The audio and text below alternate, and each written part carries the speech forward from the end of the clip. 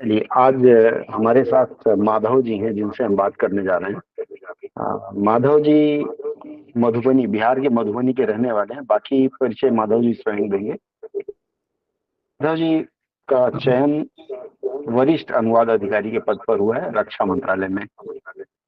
सबसे बड़ी बात है इनके साथ कि माधव जी पत्रकारिता की दुनिया से इस दुनिया में आए हैं। इस दुनिया अर्थात अनुवाद की दुनिया में आए हैं। एक मिनट, थोड़ी आवाज नहीं आ रही, मैं देख लेता हूँ।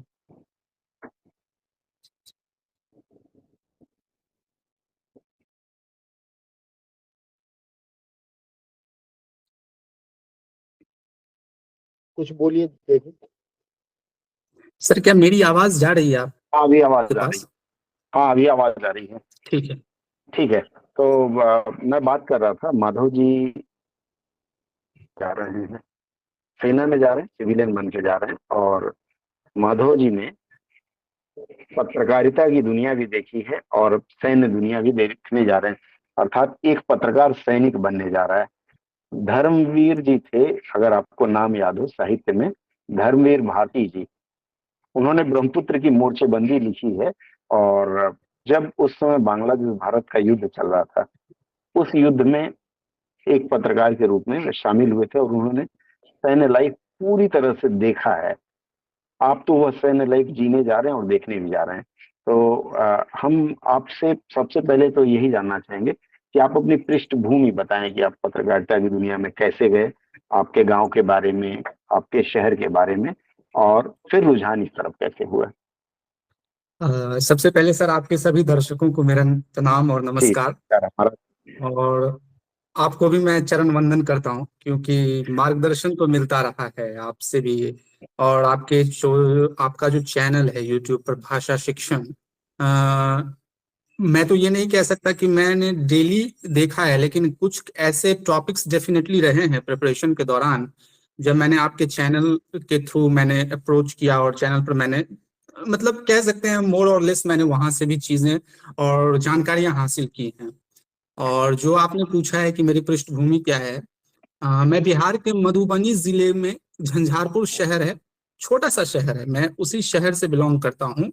और जैसा कि आपने बताया कि पत्रकारिता की ओर मेरा रुझान कैसे रहा, तो सर बात ऐसी है कि मैं स्कूल के दौर से ही, मतलब ऐसा था कि मुझे हमेशा से मेरी एक इच्छा शक्ति रही है, और वो कमोबेश आज भी मेरी इच्छा शक्ति ही है कि चीजों को जानना, समसामयिक घटनाओं पर अपनी राय जाहिर करना। और उसके बाद स्कूल में ही हो, तो ये मुझे 8वीं क्लास में ही एहसास हो गया था कि किसी ने मुझे कहा था, बेसिकली अगर मैं बहुत ही ऑनेस्टली कहूँ, तो किसी ने मुझे कहा था कि माधव, मुझे लगता है जो आपका व्यक्तित्व है, उसके अनुकूल आपको पत्रकारिता की पढ़ाई करनी चाहिए। तो मुझे नहीं पता था कि पत्रकारिता की आखिर पढ़ाई भी होती है हमारे देश में। तो पहली बार जब मैंने पता किया कि आखिर पत्रकारिता की पढ़ाई के लिए क्या कुछ पड़ता है, तो मुझे पता चला कि जर्नलिज्म और मास कम्युनिकेशन की आपके पास डिग्री होनी चाहिए एक पत्रकार बनने के लिए, क्योंकि ये चीज मैंने देखा है कि 80s के बाद ये ट्रेंड स्टार्ट हुआ है भारत में, जब आपको एक प्रोफेशनल करियर के तौर पर पत्रकारिता को लोग लेने लगे। सर, मेरी आवाज जा रही है आपके? एकदम आ रही सर है, आप, एकदम आ रही है। जी जी हाँ, जी। आ रही। तो जी। तो फिर मैंने कहा कि ठीक है, मैं पत्रकारिता की पढ़ाई करूंगा। और फिर मैंने 10th मैंने क्लियर किया, फिर मैंने 12th में मैंने ह्यूमैनिटीज रखा। और ह्यूमैनिटीज रखने के पीछे सिर्फ एक ही उद्देश्य था कि ठीक है, काफी रुचि है पढ़ने में और चीजों को जानने में। तो फिर मुझे लगा कि नहीं, तो फिर मैंने 12th क्लियर करने के बाद मैंने दिल्ली के आईपी यूनिवर्सिटी से मैंने अपनी जो स्नातक की पढ़ाई है उसमें मैंने पत्रकारिता की डिग्री ली। और फिर मैंने Indian institute of mass communication, जो जेएनयू कैंपस में है, वहां से फिर मैंने वहां से इंग्लिश जर्नलिज्म में फिर मैंने डिप्लोमा की पढ़ाई की, पत्रकारिता में ही आगे की पढ़ाई की, मास्टर्स में, पीजी डिप्लोमा में। और उसके बाद सर फिर मुझे पहली नौकरी टाइम्स ऑफ इंडिया के साथ मिली थी। तो टाइम्स ऑफ इंडिया में वो कहते हैं ना, ट्रस्ट विद डेस्टिनी। तो टाइम्स ऑफ इंडिया में मुझे कैंपस सिलेक्शन हुआ और मुझे मुंबई ट्रांसफर किया गया। मुंबई में मेरा जॉब स्टार्ट हुआ। तकरीबन मुंबई में मैं 32 दिनों तक रहा। फिर मुझे बताया गया कि आपको ट्रांसफर कर दिया गया है अहमदाबाद। तो फिर मैं अहमदाबाद आ गया और तकरीबन मैंने टाइम्स ऑफ इंडिया में मैंने 8 से 9 महीने मैंने नौकरी की। और नौकरी के वक्त ही ये ख्याल आने लगा था कि मतलब इन सब चीजों से एक मतलब जब मैंने अगर मैं ये कहूँ कि जब मैं पत्रकारिता में गया और चीजों को मैंने बहुत करीब से देखना शुरू किया, तो फिर मुझे एक ही चीज ख्याल आया दिमाग में कि जो मीडिया का स्ट्रक्चर है वो पूरी तरीके से बदल चुका है। वो इस सेंस में बदल चुका है कि जो मीडिया का जो पिरामिड है, जो मीडिया का काम था इस पूरे सिस्टम को लेकर के निगरानी करने का, अब हमारे समाज में इस बात पर बहस चल पड़ी है कि मीडिया के ऊपर निगरानी की जाए। तो फिर मुझे एहसास हुआ कि नहीं, कमोबेश पत्रकारिता की स्थिति बदल चुकी है।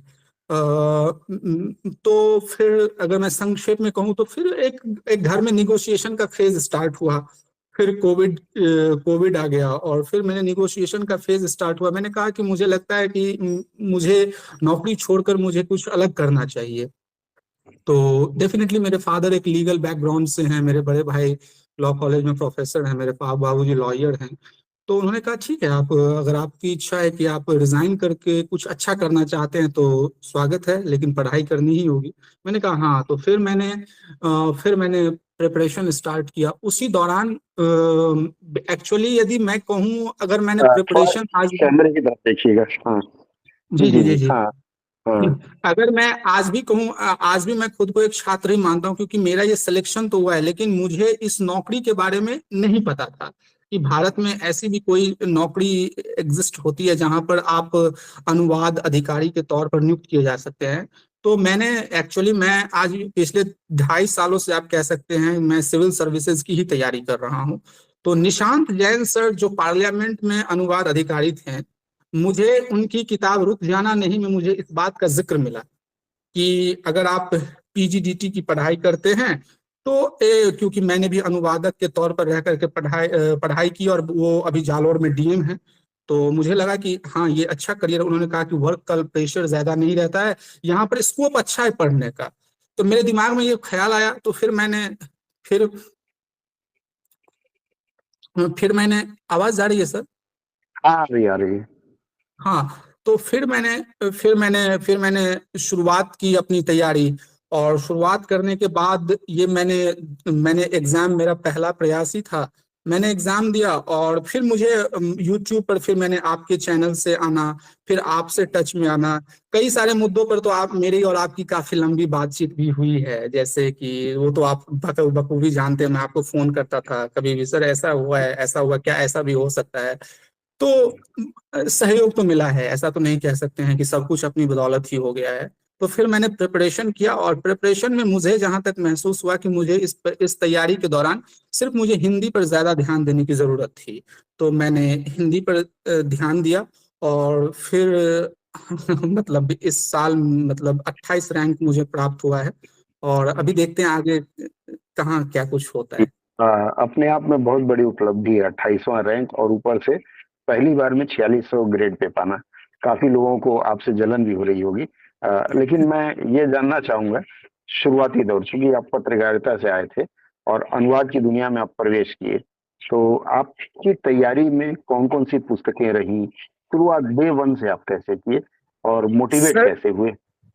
सर एक्चुअली मुझे आज भी याद है, 5 सितंबर 2021 को मेरा पीजीडीटी का एग्जाम स्टार्ट हुआ था। इग्नू से मैंने पीजीडीटी की पढ़ाई की है और वो 22 सितंबर को एंड जी। हो गया था। तो मुझे जब लगा हाँ कि हाँ। नहीं, मुझे आवाज आ रही है? हाँ, आ रही है। जी सर। तो हाँ। मुझे जब लगा कि 22 सितंबर को जब मेरा एग्जाम ओवर हुआ, तो मुझे जो मैं देखता था हमेशा कि इस एग्जाम को हमेशा दिसंबर में ही लिया जाता था। तो मैंने सोचा हम्म, 2000 मैंने सोचा दिसंबर में एग्जाम होगा। तो मैंने पहली बार क्या किया, जब सर मेरा एग्जाम ओवर हुआ, तो मैं इंग्लिश को लेकर के मैं हमेशा से कंफर्टेबल रहा हूँ। तो मैंने वो कहते हैं ना कि किसी भी प्रिपरेशन के दौरान PYQs, प्रीवियस ईयर क्वेश्चंस जो हैं वो आपके फ्रेंड हैं, फिलोसफर हैं, गाइड हैं। तो मैंने क्या किया, जी तो 2015 में मैंने इंग्लिश का टेस्ट नहीं दिया। मैंने जी। 2015 का प्रीलिम्स का मैंने previous year question Hindi section का निकाला। तो मुझे आज भी हैरानी है कि जब मैंने पहली बार दिया तो मुझे 32 नंबर ही आए थे हिंदी में, क्योंकि मैंने जी पढ़ाई नहीं की थी हिंदी की। तो फिर मुझे जी। लगा कि नहीं ठीक है, मुझे जो है मुझे मतलब हिंदी की तैयारी करनी चाहिए। और लेकिन फिर मैंने कहा कि ठीक है, मैं एक बार इंग्लिश का भी एक सेट लगा करके देखता हूँ। तो जब मैंने इंग्लिश का सेट लगा करके देखा तो मैंने देखा 92 नंबर मुझे आ रहे थे। तो मैंने कहा वाह। इंग्लिश तो ठीक ही है, इंग्लिश तो हाँ ठीक ही है, हाँ। हिंदी की तैयारी करनी है। तो मैंने जी। सर क्या किया, मैंने कुछ रिसोर्सेज जो मैं आपके साथ शेयर करना चाहता हूँ। मैंने हम्म। हिंदी के लिए मैंने मैंने सबसे पहले क्या किया, वासुदेव नंदन जी की व्याकरण की किताब मैंने मंगवा ली, और हम्म। हरदेव पहाड़ी जी की मैंने व्याकरण की किताब मंगवाई थी। और इन दोनों को मैंने पढ़ना स्टार्ट किया, क्योंकि कुछ कुछ चीजें ऐसी लगती थी कि वासुदेव नंदन में कम पढ़ रहा है, तो उसे मैं सप्लीमेंट करता था हरदेव पहाड़ी जी से। और उसी बीच में आपका भी एक पीडीएफ का व्याकरण आ गया था उसके बाद, जहां तक मुझे याद, सही से याद है। तो जी जी। वो आपने एक बार लिंक भी शेयर किया था, तो मैंने उससे भी कुछ चीजों को मैंने रेफर किया था। ठीक है, जैसे समास टॉपिक को मैंने रेफर किया था उसमें से। तो फिर मैंने क्या किया, तो मैंने कोलेट किया चीजों को, और मैंने अपना नोट्स बना लिया कि हाँ ठीक है, मुझे इन सारे सेक्शंस पे मुझे मेहनत करने की जरूरत है। और उसके बाद सर मैंने क्या किया, जब मैंने 3-4 बार तकरीबन मैंने पढ़ाई कर ली थी, उसके बाद मुझे महसूस हुआ कि ठीक है, अब मैं पीवाईक्यूज के एनालिसिस करता हूँ। तो एक सर घटना चक्र नाम की किताब आती है, हर पब्लिकेशन घटना चक्र का प्रीवियस ईयर क्वेश्चंस रहता है, भारत में जितने भी परीक्षाएं होती हैं उसका घटना चक्र के नाम से एक किताब आता है। तो मैंने हिंदी का भी घटना चक्र मंगवाया, और घटना हम्म। चक्र को मैंने सर डिलीजेंटली मैंने पढ़ा। अगर मैं कहूँ, अगर यदि मेरे पास मैं तो अभी दूसरे कमरे में आ गया हूँ, मैं यदि आपको दिखाता तो घटना चक्र का एक एक पन्ना शायद पहचाना नहीं जाएगा कि मैंने घटना चक्र को इस लेवल से पढ़ा है। और मैंने फिर मैं टेस्ट दिया। तो मैंने देखा कि मेरे टेस्ट में स्कोर टेस्ट कई बार तो आप भी कंडक्ट करवाते थे, मैं उस टेस्ट को जी भी अटेम्प्ट करता था, आप लिंक शेयर कर दिया करते थे मुझसे। और मैं कई सारे ऑनलाइन टेस्ट भी देता था। तो मेरा स्कोर मैंने देखा कि सेफली मेरा 1992 स्कोर जा रहा है आउट ऑफ 100। तो फिर मुझे एहसास हो गया कि तैयारी तो प्री की अच्छी हो ही गई है। तो फिर ऐसे ही तैयारी करता रहा। तो मैंने ये तीन तीन जगह से मैंने बेसिकली हिंदी की तैयारी की। और जहां तक रही इंग्लिश की बात, तो मुझे लगा, मुझे मैं डेली मैं वोरेशियस रीडर हूँ, मैं किताबें ज्यादा पढ़ता हूँ, मुझे प्रिपरेशन में मोड पे हुई। तो मैं हिंदू न्यूज़पेपर, मैं लगभग पिछले 8 सालों से मैं पढ़ रहा हूँ हिंदू न्यूज़पेपर। और इस एग्जाम की तैयारी के समय मैंने क्या किया, एक हिंदी अखबार भी मैंने पढ़ना शुरू कर दिया था, क्योंकि वर्तनी की अशुद्धियां काफी हो रही थी, और लिंग के स्तर पर भी अशुद्धियां हो रही थी। तो मैंने कहा था ठीक है, क्योंकि पेपर 2 की भी तैयारी साइमल्टेनियसली चलनी चाहिए, क्योंकि कई बार देखा गया कि आप पेपर 1 में अच्छा कर लेते हैं और पेपर 2 जिसे हम मेंस कहते हैं उसमें आप पिछड़ जाते हैं। तो फिर मैंने क्या किया, मैंने साइमल्टेनियसली मैंने हिंदी पढ़ना भी शुरू कर दिया था। और हिंदी के लिए मैंने हिंदुस्तान अखबार मैंने डेली पढ़ना शुरू किया, और वो मैं आज भी पढ़ ही रहा हूँ हालांकि। तो फिर मैंने इंग्लिश के लिए, फिर भी मैं बताना चाहूंगा सर, मैंने कुछ खास नहीं किया था। एक सर अशोक कुमार सिंह की, मुझे मेरे एक फ्रेंड हैं इंडियन रेवेन्यू सर्विस में, उन्होंने मुझे रिकमेंड कर दिया था कि एक बार आप बस देख लेना, क्योंकि आपका स्कोर 1992 आ रहा है, काफी अच्छी बात है। लेकिन एक बार आप, कुछ रूल्स ऐसे होते हैं जहां पर कोई भी फंस जाता है, कितने भी परिपक्व लोग हों लेकिन वो फंस जाते हैं। तो मैंने कहा ठीक है, मैं देख लूंगा। तो अशोक कुमार सिंह का सर मैंने जी। किताब जो है, अशोक कुमार सिंह की किताब से मैंने सर कुछ एक्सेप्शनल रूल्स का मैंने एक शॉर्ट नोट्स बना लिया था, कि हाँ ये सब्जेक्ट वर्ब एग्रीमेंट हो या किसी भी तरह के, तो वो मैंने बना लिया था। और मैं ये कहूंगा कि मोर और लेस मेरा इतना ही रिसोर्सेज रहा। और मैं टेस्ट देता था तो प्री में मेरा वही 185 मेरा स्कोर रहा आउट ऑफ 200। जो जेएचओ का पेपर हुआ उसमें मेरा 185 रहा सर। हाँ, बहुत बढ़िया रहा। एक चीज और बताइए, मुझे जहाँ तक याद है एक बार शायद आपका मन डिगा था और आप अपने किसी गार्जियन से मेरी बात कराए थे कि नहीं इसमें बड़ा समय लग रहा है, तो मैं रास्ता हम्म। बदलना चाहता हूँ। जरा वो हाँ घटना सर, बताएंगे? एक मिनट सर, एक क्यों मिनट ऐसा? सर, एक मिनट।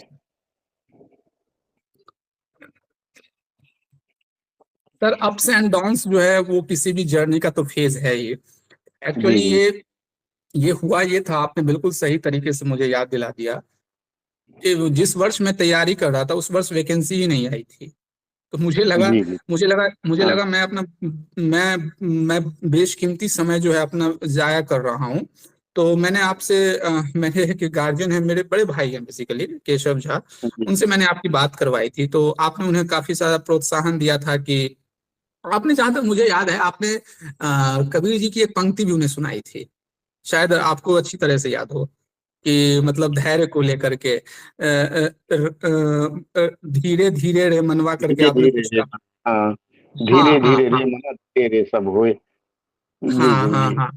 तो हाँ आपने हाँ। उन्हें समझाया था कि इनकी, जहां तक मुझे लग रहा है, इनकी तैयारी अच्छी है, बस इन्हें थोड़ा सा कंसिस्टेंसी मेंटेन करने की जरूरत है इन्हें। और अगर ये कंसिस्टेंसी मेंटेन कर लेते हैं तो इनका रिजल्ट आ जाएगा, क्योंकि कुछ चीजें अपने हाथों में नहीं रहती है। आपने कहा था कुछ चीजें प्रभु के हाथों में भी सौंप देनी चाहिए। तो वैकेंसी का जी नहीं आना प्रभु के हाथों में सौंप देना चाहिए। और आपने मुझे उन्हें बताया था, फिर आपने मुझे भी गाइड किया था कि देखिए, अगर आप अब आप छोड़ देंगे तो आपका सिलेक्शन तो तय है। आपने मुझे कहा था आपका सिलेक्शन तो कंफर्म है, लेकिन अगर अब आप जी छोड़ देंगे तो आपका स्कोर लुढ़क जाएगा इस बीच में। तो जी मैंने जी। कहा था हाँ हाँ, ये आप सही कह रहे हैं। तो फिर मुझे लगा, फिर मैंने भी सोचा था कि देखिए, तैयारी तो हो ही चुकी है, और इधर मेरा नेक्स्ट गोल है, उस गोल को लेकर के मैं साइड बाय साइड अपना पढ़ाई कर रहा था। ऐसा नहीं था कि मैं सिर्फ हिंदी ऑफिसर बनने के लिए ही मैंने सो टोटल टाइम दे दिया। जैसे मैं अपना ऑप्शनल पर ध्यान टाइम टाइम देना, क्योंकि मेरा हिंदी लिटरेचर ही मेरा ऑप्शनल है, तो फिर मैं किताबें पढ़ना, फिर साहित्य को पढ़ना, फिर उपन्यास पढ़ना, कहानियां पढ़ना, तो ये साइड बाय साइड चल रहा था। लेकिन हाँ, कह सकते हैं कि 80-20 में मैंने टाइम बांट दिया था, क्योंकि मुझे लग रहा था कि यदि वैकेंसी नहीं आएगी तो कहीं ऐसा ना हो कि मैं back to square one one फिर हो जाऊं, जहां पर चीजें मुझे जी शुरुआत से ही शुरू करनी पड़े। क्योंकि काफी ऊहापोह आ गई थी। एक वो बीच में डिस्कशन चल रहा था, गवर्नमेंट ने कह दी थी कि हम एनआरए लाने वाले हैं। काफी काफी बच्चे हंगामा कर रहे थे कि जी अब जी। सारी वैकेंसीज मर्ज हो जाएंगी ग्रेजुएशन स्तर तक। तो आपने मुझे कहा था कि ऐसा कुछ भी नहीं होने वाला, ये स्पेशलिस्ट एग्जाम है, इसमें उसी तरह का होगा। तो फिर सर जी जी। मतलब कह सकते हैं कि, मतलब वो कहते हैं ना कि played a catalyst in my life, तो वो आप हैं ही, और आपका चैनल तो रहा ही है। नहीं, मोटिवेशन का तो देखिए, मैंने कई लोगों को देखा है कि तैयारी हम्म। का स्तर उनका बहुत अच्छा है।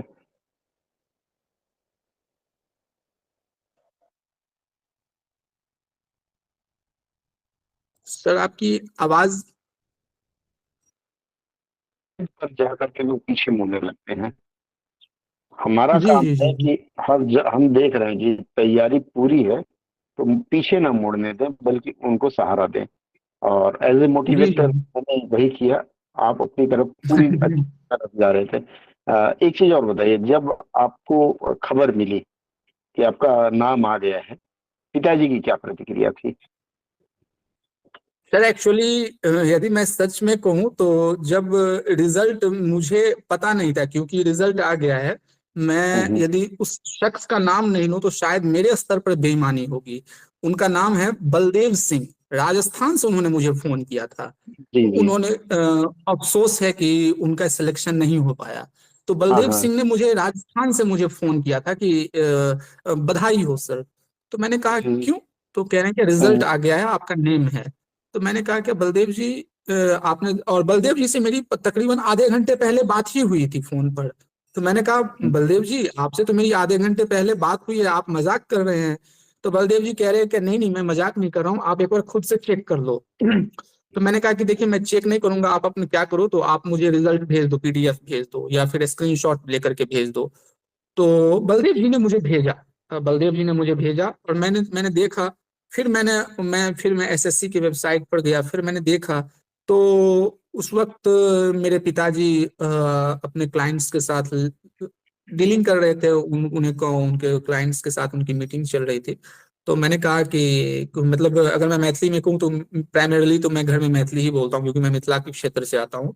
तो मैंने जी जी बाबूजी से जी। कहा कि मतलब रिजल्ट आबि गेले, मतलब the government has declared the जी। रिजल्ट। मैंने कहा हाँ, तो एसएससी मैथिली समझता हूँ, मैथिली। हाँ। तो जी। मैंने कहा रिजल्ट आबि गेले बाबूजी। तो हाँ बाबूजी फिर रो करके पूछने लगे क्या हुआ। तो मैंने कहा कि हाँ, हाँ। I have secured all India rank 28 and thereby becoming the senior Hindi officer in my very first attempt. तो उन्होंने बताया, अरे ये तो अच्छी बात है। तो फिर बाबूजी फिर कहने लगे, ऐसा करते हैं, मैं आपसे कुछ देर बाद बात करता हूँ। मैं लोगों, फिर वहां पर जो भी लोग थे बैठ करके, स्वाभाविक है सर, एक, मैं तो ये नहीं कह सकता कि बहुत ही ज्यादा स्थिति अच्छी है, लेकिन आज भी स्वाभाविक है, जो मैंने देखा है कि ऑफिसर ग्रेड में पहुंचने के बाद लोगों को तो खुशी होती है, जिस समाज से आप आते हैं लोगों को एक उम्मीद तो रहता है कि ये कुछ कर सकता है।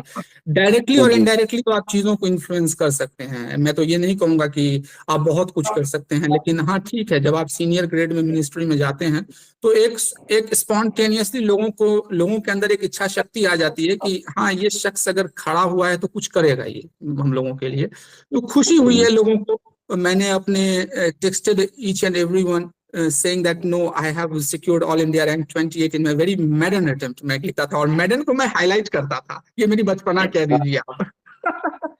मैं कहता नहीं था नहीं, यार बहुत मेरा बढ़िया फर्स्ट अटेम्प्ट में हो गया। है एक्चुअली। हाँ, ये होना भी चाहिए। एक चीज और बताइए, मैं लोगों से ये सुनता हूँ कि पेपर 1 पास कर लें तब पेपर 2 की तैयारी करें।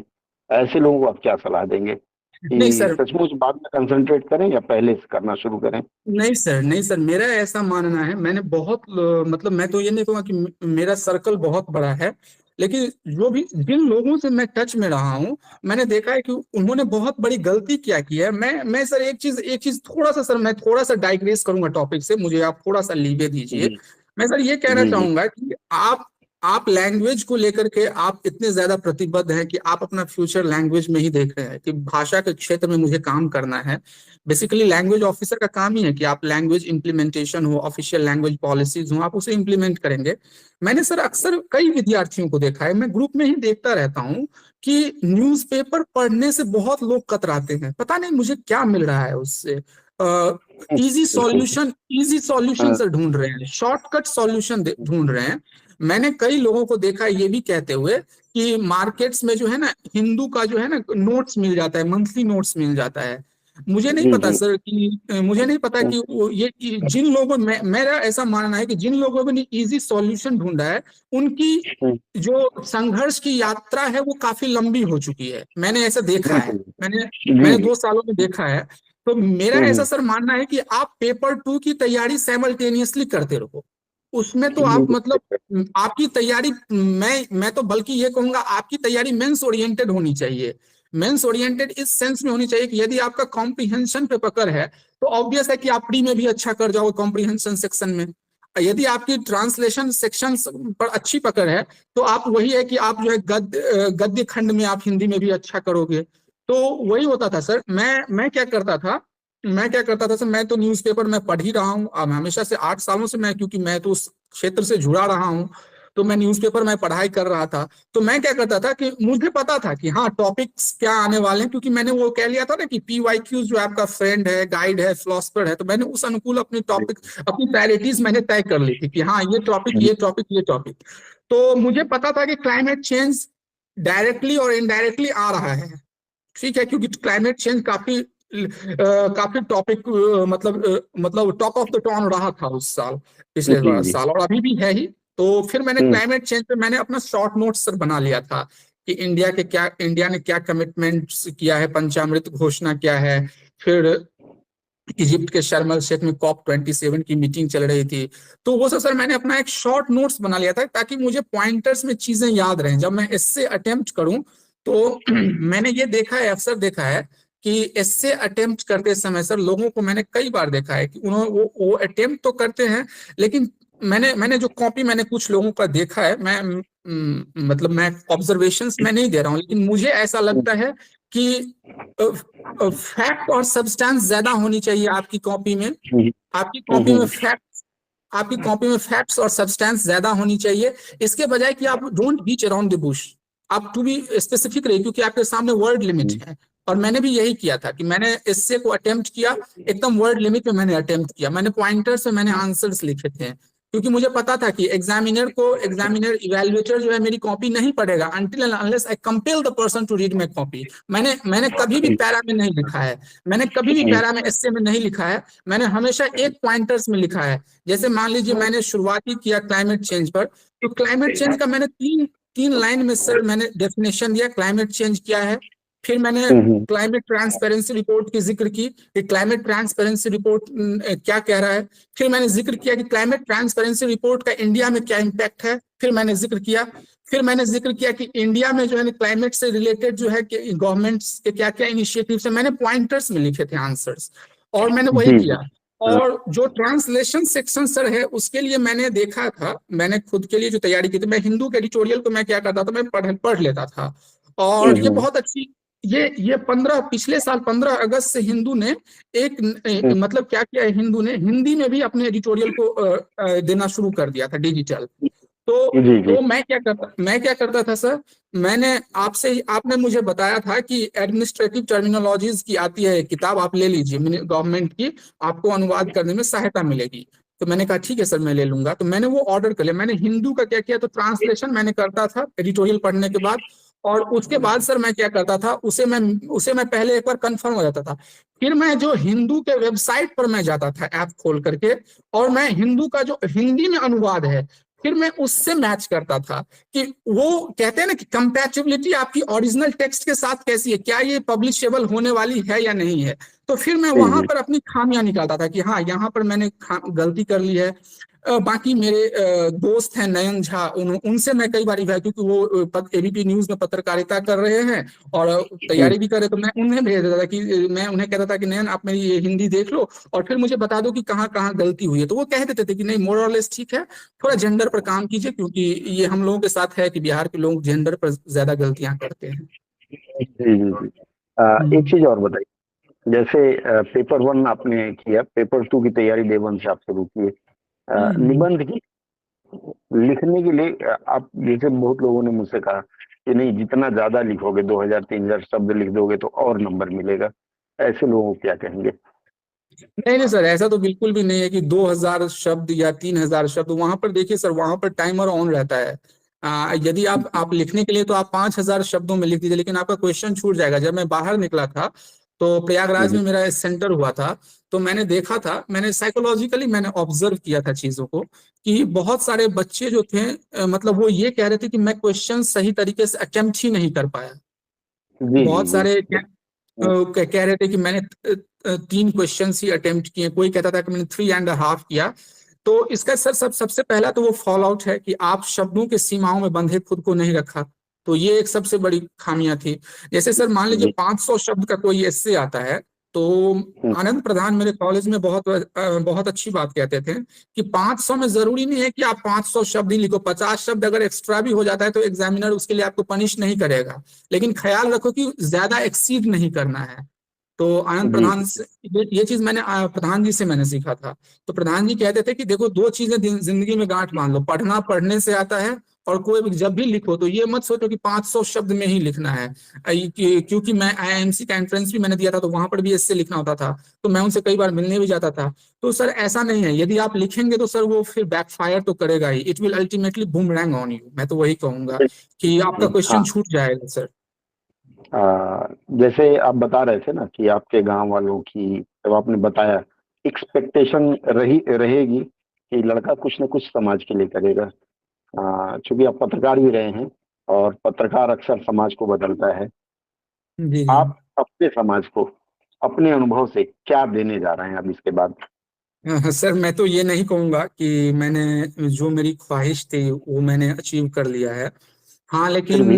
एज ए स्टेपिंग स्टोन मैंने तो डेफिनेटली एक छोटी सी मतलब जिम्मेदारी का तो एहसास हो रहा है। ऐसा नहीं है कि जी मतलब नहीं है कि, लेकिन मैं यही कहना चाहूंगा सर कि मैं जहाँ से आता हूँ वहां पर मैं इनफैक्ट मैं इस चीज को लेकर के काफी इंकरेज करता रहता हूँ लोगों को कि पढ़ाई करनी चाहिए। जरूरत इस बात को लेकर के नहीं है कि आप अमीर बनिए, जरूरत इस बात को लेकर के आप एक सबसे पहले अच्छा इंसान बनिए। और मैं हमेशा कहता रहता हूँ कि सेंसिटिव ह्यूमन बनो, लोगों के दर्द को समझो, और किसी के सफलताएं और असफलताएं जीवन में मिलती रहती हैं। ये नहीं है कि माधव आज कुछ बन गया है तो ये दुनिया का सबसे सफलतम व्यक्ति है, नहीं नहीं, ये तो बहुत छोटी सी चीज है। जो आपने पूछा है कि मैं क्या देने जा रहा हूँ, सर मेरी कोशिश तो यही रहेगी कि यदि आप मुझसे टच में हैं तो आपके ऊपर मेरे व्यक्तित्व का फ्रैक्शनेटेड भी इम्पैक्ट आ गया, और यदि आप किताबों के साथ समय बिताना शुरू कर दिए तो मैं मानूंगा कि मैं एक सफल व्यक्ति हूँ। मेरी यही ख्वाहिश है सर। जी जी। तो मैं जो भी लोग मिलते हैं मुझसे, और डेफिनेटली मैं पढ़ाई कर ही रहा हूँ, तो जो भी लोग मिलते हैं तो मैं उनसे यही कहता हूँ कि जरूरी नहीं है कि किसी भी एग्जाम की तैयारी करने के बाद आप सफल हो जाएंगे। लेकिन जो एक एक बात की जरूर गारंटी है कि यदि आपने पूरी तन्मयता के साथ डिलीजेंटली आपने पढ़ाई की है, तो इस बात की भरपूर गारंटी है कि आप एक अच्छे ह्यूमन जरूर बनेंगे। और वो जो कहते हैं ना व्यक्तित्वांतरण, जो प्रेमचंद के उपन्यासों में काफी ज्यादा देखा गया, प्रेमचंद की कहानियों में, वो सर हमेशा होता आता है कि आपके आपके विचार कौशल बदल जाएंगे, चीजों को देखने का तरीका बदल जाएगा, बात करने का तरीका बदल जाएगा। और मैं हमेशा कहता रहता हूँ कि हम्बल बनना चाहिए किसी भी इंसान को। ऐसा नहीं है कि सिलेक्शन कहीं पर भी हो जाता है, मैं अक्सर देखता रहता हूँ सिलेक्शन होने के बाद भी मैं देखता रहता हूँ कि शायद लोगों पता नहीं ये मैं कह सकता हूँ ये क्या है, मतलब कि लोग बिहेवियर लोगों का चेंज हो रहा है। मैंने क्लोजली ऑब्जर्व किया है कि आप हम्बल नहीं है। मैं एक मिनट सर, मैं एक फ्रेंच फिलोसफर हैं जीन पॉल सार्त्र, उन्होंने बहुत अस्तित्ववाद के सबसे बड़े सपोर्टर हैं, उन्होंने अस्तित्ववाद की फिलोसफी पर काम किया है फ्रेंच। उन्होंने कहा था, और मेरे जीवन में उनका बड़ा गहरा प्रभाव है, उन्होंने कहा था कि आपके चाहने और न चाहने मात्र से कुछ भी नहीं होता है। इस यूनिवर्स में सारी चीजें पहले से ही तय है, और आपकी एग्जिस्टेंस इस यूनिवर्स में रेत में फैले हुए एक बालू के कण के समान है, जहां पर आपके होने और ना होने से कोई फर्क नहीं पड़ता है। तो मैं तो यही कहता हूं सर, जीवन में कहीं भी पहुंच जाओ आप, कल आप इसी फील्ड में कोई आगे बढ़ रहा है, कोई डिप्टी डायरेक्टर बनेगा, कोई डायरेक्टर से रिटायर होगा, कोई हो सकता है 4 साल के बाद सर्विस के बाद किसी दूसरी सर्विस में चला जाए।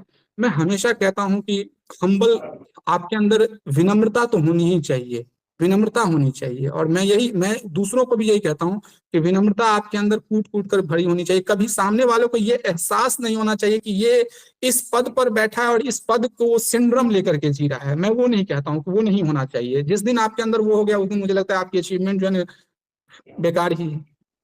जी जी जी। चलिए, बहुत बढ़िया लगा आपसे मिलके। मैं कम नहीं से कम सर। एक प्रॉमिस आपसे चाहूंगा। मैं ये वादा लूंगा कि कभी किसी बच्चे को जरूरत पड़े मार्गदर्शन की, क्या पढ़ें जी जी कैसे पढ़ें, तो मैं इतना चाहूंगा कि माधव जी को अगर कोई फोन करे तो माधव जी जरूर उसे समय दें कि हाँ ये पढ़ो, बिल्कुल ये सर। पुस्तक पढ़ो, क्योंकि जी ये जी सर। शिक्षा की लहर बढ़ती रहनी चाहिए। मैं तो सर आपसे रिक्वेस्ट करूंगा कि जब आप इस वीडियो को अपलोड करें तो मेरा बेफिक्र होकर के मेरे कांटेक्ट नंबर को आप अपलोड ही कर दीजिएगा। कोई भी बच्चा है, कोई भी स्टूडेंट, क्योंकि मैं भी तो स्टूडेंट ही हूँ, हर कोई एक जी दूसरे से कुछ सीख सकते हैं, एक परस्पर संवाद होना चाहिए। और मुझे खुशी होगी कि बाकी आप जो आपका व्यक्तित्व, विशाल का व्यक्तित्व है, उसके आगे तो मैं ये नहीं कह सकता कि मैं अच्छी तरह से गाइड करूंगा। लेकिन सर हाँ सर, मतलब एक वो होगा कि हाँ मैं गाइड कर दूं, जो मुझे जो जो चीजें मुझे पता है मैं उसे ऑनेस्टली बता सकूं आपको कि आप कैसे अप्रोच बिल्कुल। करो इसको। हाँ, यही चाहिए, समय की भी मांग है। चलिए फिर जी मुलाकात होती है जिस दिन नियुक्ति पत्र मिलेगी, उस दिन जरूर जी कहीं न सर। कहीं। हाँ ठीक सर, है। नियुक्ति पत्र जब आएगी तो मेरी बात हुई थी मिनिस्ट्री में, उन्होंने कहा था कि 1.5-2 महीने में आपकी नियुक्ति पत्र डिस्पैच कर दी जाएगी, सारे प्रोसेस पुलिस वेरिफिकेशन में अभी इसमें इस वक्त मेरा स्टेज में है, तो डॉक्यूमेंट वेरिफिकेशन सब होने के बाद। और मैं तो यही चाहूंगा सर कि आपका भी मार्गदर्शन मेरे जीवन में यूं ही बना रहे। और क्या बिल्कुल बिल्कुल बना रहेगा। मिलते हैं फिर, हाँ, अगली चर्चा में। जी सर। बहुत बहुत धन्यवाद। जय हिंद।